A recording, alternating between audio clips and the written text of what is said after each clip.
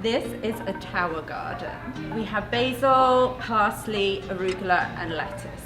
How it works is the bottom is filled with water and minerals, so no soil is used.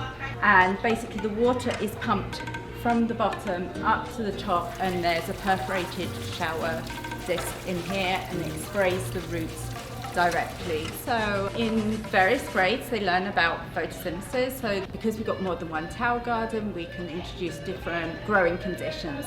We have independent study experiments in Science 9, and hoping that students will be inspired by the tower gardens and be able to run some experiments where they can alter maybe the amount of sunlight, the timing of the light, also the nutrient content, and see how that could affect the growth of the plants themselves. I think from an educational standpoint, I just like the idea of students being able to see plants growing all around them, and it brings a lot of life literally to the hallway.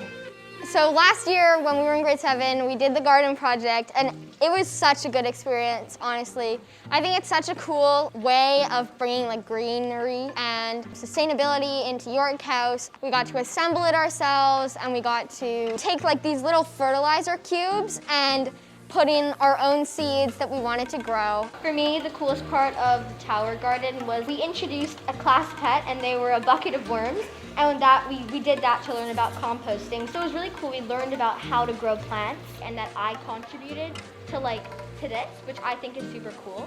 It was just a really fun way to learn.